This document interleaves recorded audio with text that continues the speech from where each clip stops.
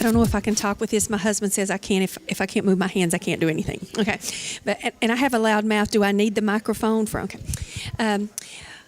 I have several goals in Harlan besides just my academic standards. I'm an 8th grade American history teacher, a 8th grade content area reading teacher, and a 6th grade world geography teacher. So, but in addition to all the standards that we meet for those areas, technology is a concern for our area. So we're always looking for ways, especially old school people like me, that we can, get the kids more involved in that. But a big thing that encompasses everything we do in the classroom is kind of an attitude with our students. It's sort of downtrodden. The effects of the coal economy has done a lot. We have kids weekly, we did there for a while, weekly coming and saying goodbye and hugging us.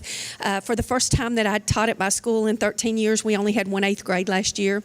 And the kids, they see this attitude portrayed in the media, shows like Justified and things. Harlan is one of the, we classify in the top 10% of poverty counties. And so there's an attitude that we need to address that we're always trying to, overcome. And so with the opportunity of the grant, we thought, why not to create a project to increase our sense of pride for those social studies content areas. We're looking at what is Harlan County's place, not just in Kentucky, but in the world. What has it been in history? What is it now? And how could we create a great sense of pride? Harlan County led the I really don't need to get in the history side of the union, but Harlan County led the world in co-production. World War II, the contributions we made to the war effort, contribute to us winning that war. At one time, we had over 100,000 people in the 1940s. We moved from a group of subsistence farmers prior to 1910 when Henry Ford and U.S. Steel and some others built the railroad into our county just to get our coal because it was that good. We move up in the census population every year until 1980. At one time, there were 240 different nationalities in Lynch, Kentucky. People come from all over the world to see what we were doing to produce the coal that we were. And a lot of that was due to coal camps, which kind of get a negative impression. But I teach my kids the coal camps were something that coal miners loved during the teen years and the 20s because they were used to living back in the hollers. To come to a place where there was a town and the opportunity for a school to get to live in a clapboard house rather than, a log cabin from some of the hollers, they didn't want the unions in there. But then the Great Depression comes. And with the Great Depression, miners' work days are cut, their pay is cut. In 1931, we had 231 children starved to death in Harlan County. That malnutrition, brought about the idea that maybe we do need unions at this point. And then Harlan played a huge role in the 30s to motivate the rest of the world to look at the problems. The Wagner Act comes back from Harlan County.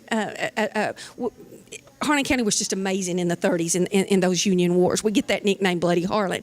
So what I did with the grant was request some equipment that would allow my children to video and interview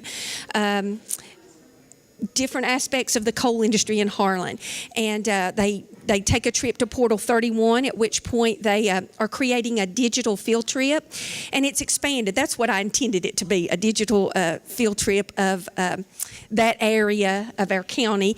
But now these kids are talking about going out into the communities to coal monuments and old coal mines. And we're going to expand that to let children on individual field trips do some excursion with parents. They're going to take some iPads that we bought with them. And when we visited Portal 31 last week, we went on to the Railroad Museum. And so we had a great speaker there who was able to tell them, about the technology of the railroad.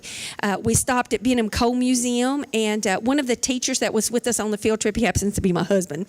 He was a coal miner for 15 years, and as a direct result of what was going on with the coal industry, he went back to school and made a math teacher.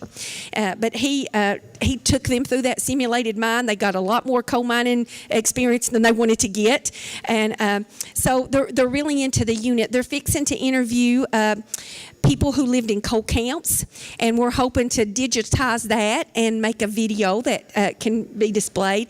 And much of this is going to be posted on the Holler website, so we're hoping to expand and allow everyone to share in that experience. But more than anything, we're putting technology into the kids' hands and giving them a pride about where they live. They're excited. One little kid came in about to cry, said, I can't find anybody that lived in a coal camp. I said, we're going to get into these 70 Union Wars when there was a resurgence of that. And I said, you'll find somebody who participated in that. We'll do an assignment. And so it's already been a lot of fun, and we're just getting started.